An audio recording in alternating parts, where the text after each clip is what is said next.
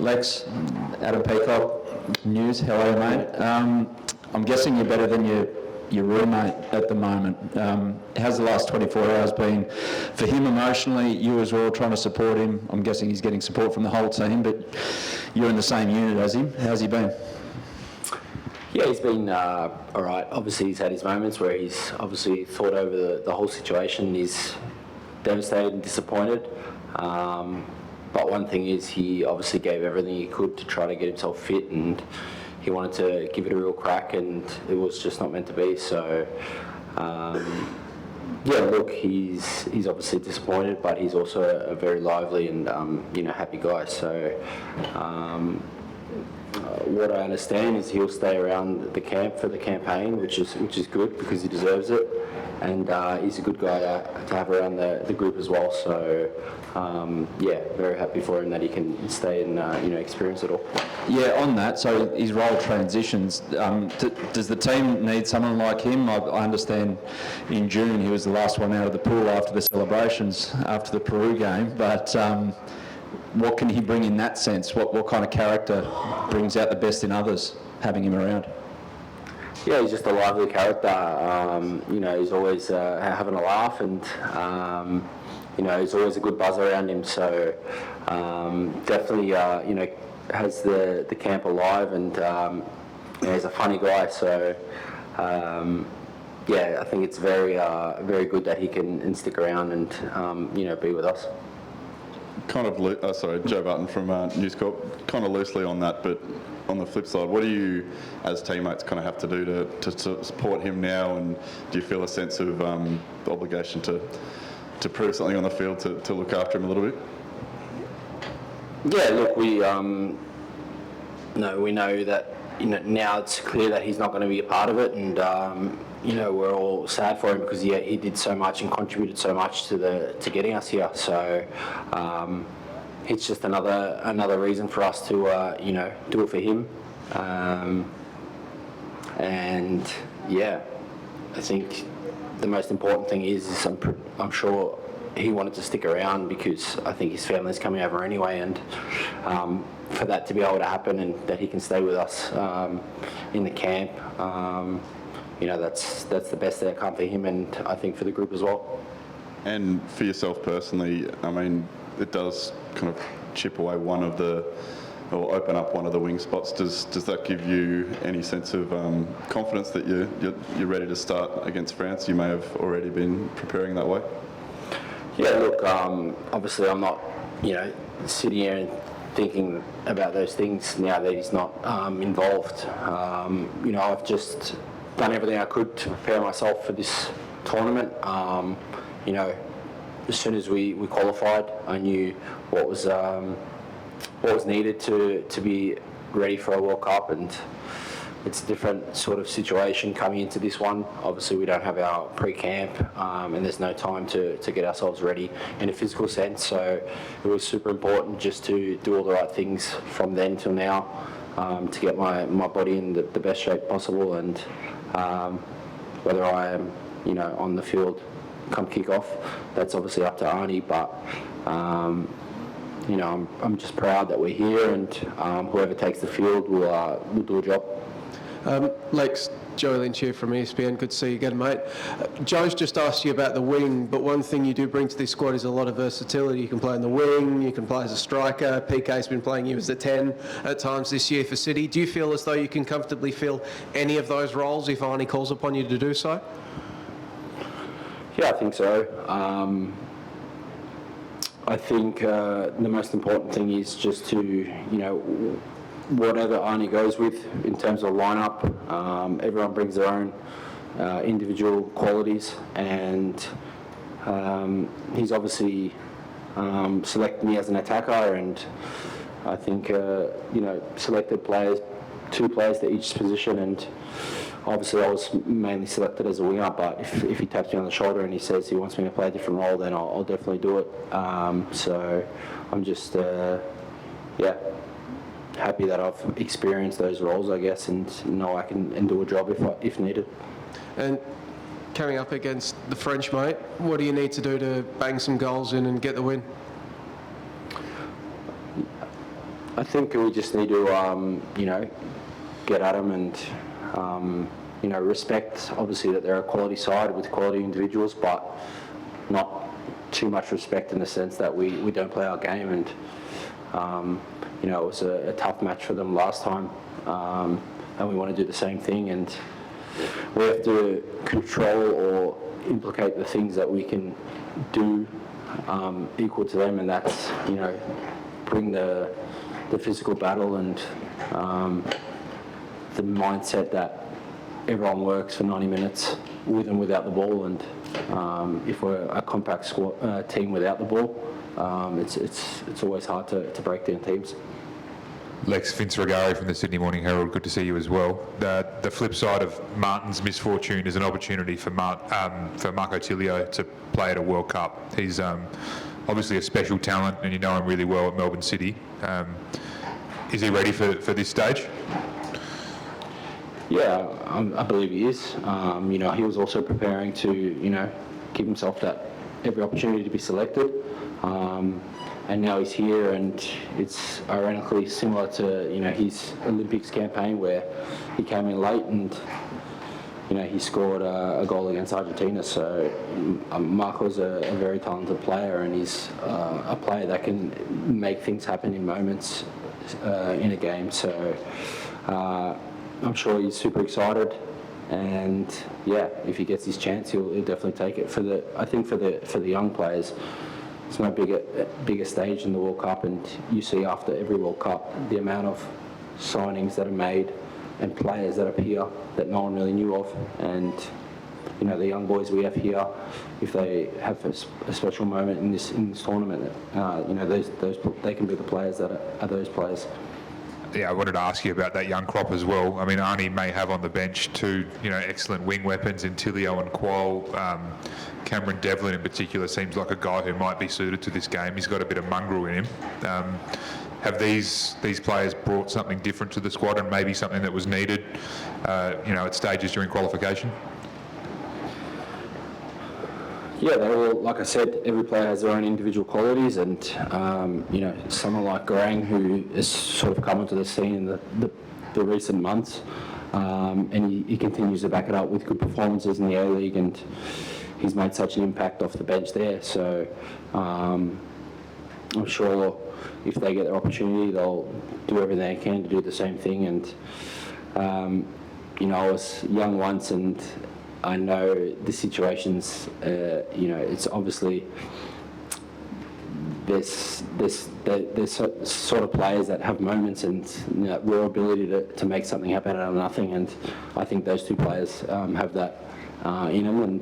And Cam, he's worked super hard and done really well for his club, and speaking to players here that play in Scotland, and they say that every opposition hates him on the field because of how much of a mongrel he is, as you said. But you need those type of players, and I think mentally and physically, if you win the battle on a football field, that's half the battle, if not more than half. So those are definitely things we need to bring into the games. Lex, Mark Schwarzer, Optus Sport. How you going, mate? Good, mate. Talk about, you were there 4 years ago, almost the same group. What makes this campaign different at this World Cup? Ironically we play, two of the same teams, and us as the leadership group had a bit of a chat about it, and we said, this is our second chance almost, because we play against two of the exact same teams as last time, and we were so close but so far last time, and although we threw everything at it, it was small details that we missed out. So it's a second chance to make things right and give us an opportunity to make things go the other way. And we've always had a belief as a squad, but I think the belief is even more there on how well we did against them last time, and it's just the 1 or 2% more that will get us over the line. Got one more hard-hitting question for you. Got a barista in camp. What's your coffee of choice? I'm pretty straightforward. I just go for a latte, nothing special.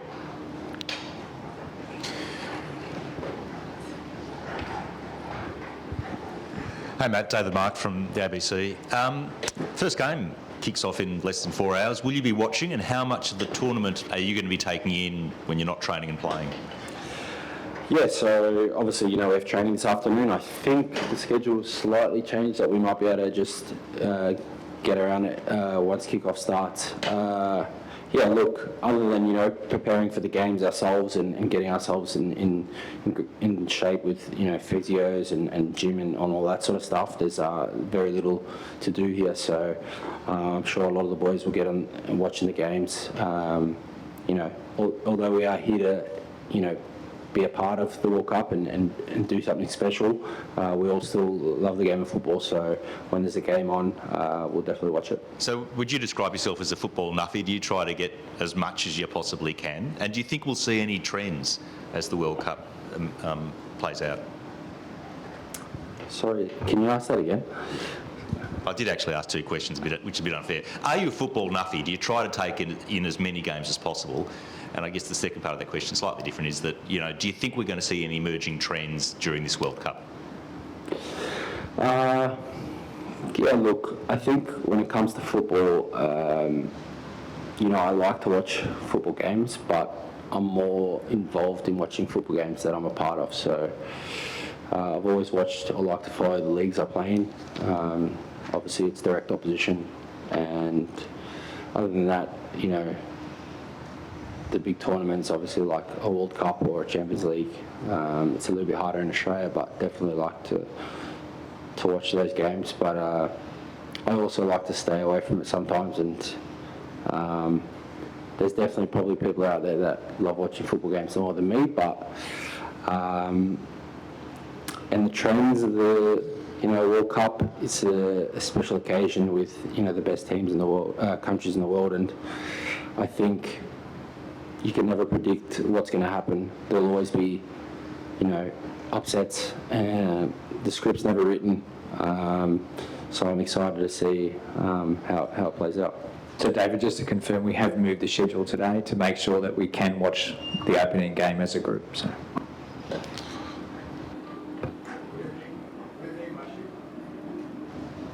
Good evening, Mathew. I'm great for French TV, Canal Plus. Sorry for my English. I'm sure you've seen the Karim Benzema injury yesterday.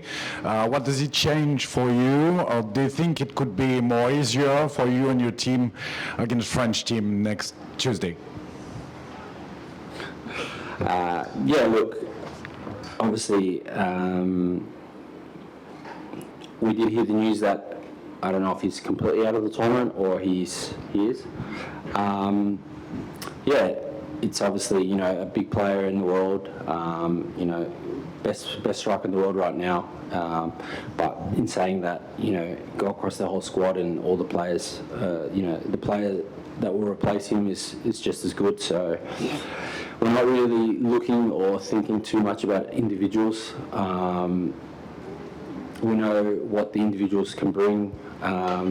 We just need to be on the day a better team rather than better individuals. And yeah, like Boyle, it's a disappointing thing. Obviously, he's a great player, and you want to see those type of players in a World Cup. So it's obviously disappointing for Benzema, but we're not thinking too much about that. We're more thinking about the game in general.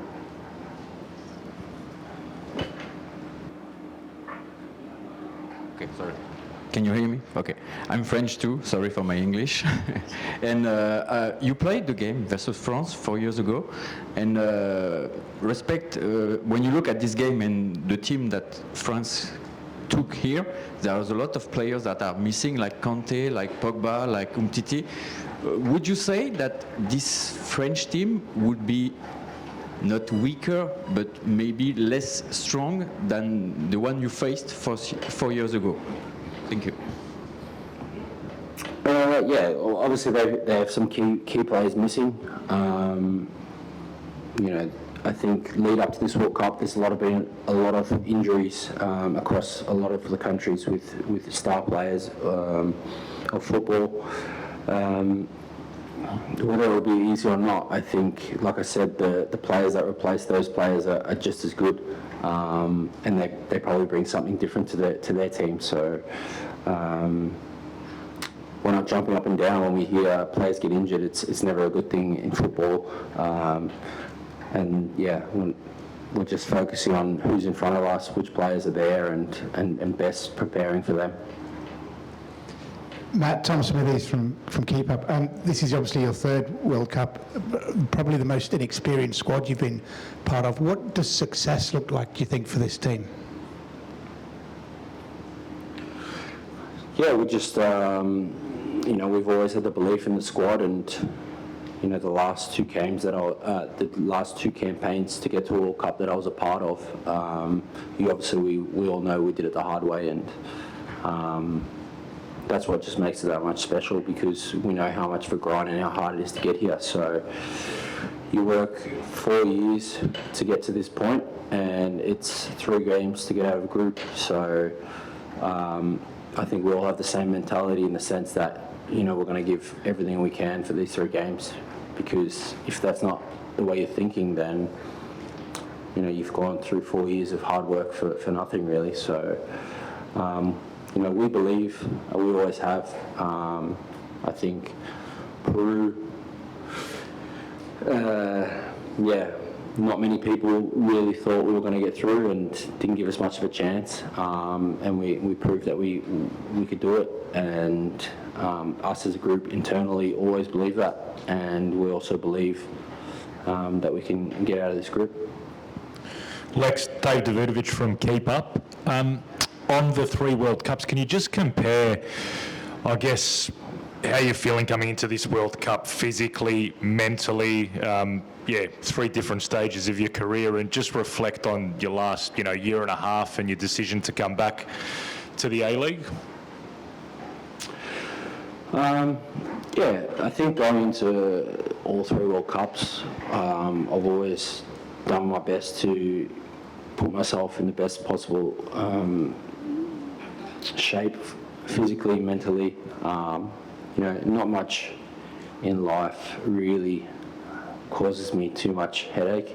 I'm a pretty chilled guy, and I just take things as it comes. Obviously my World Cup in Brazil, I was fairly young. I didn't experience any of the qualifications, so I was a bit unaware of how hard it was to get there. But I just, as a young player, went into the game with a mentality that doesn't really matter who I'm playing against or who I'm in front of.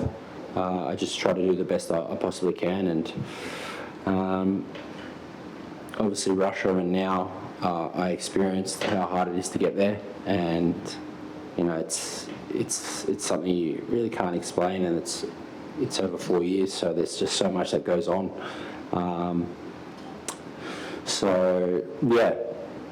Like I said, I just play the game as I always have. I try to enjoy it, and I think as a footballer, if you're confident and you're enjoying your football, that's when you bring the best out of yourself and play your best football. And I think that's the mentality that a lot of the players should be having, is just be yourself and play as you always do, because we're all here for a reason. We've all got our own qualities, and Arnie believes that our qualities are the ones that are going to get results, and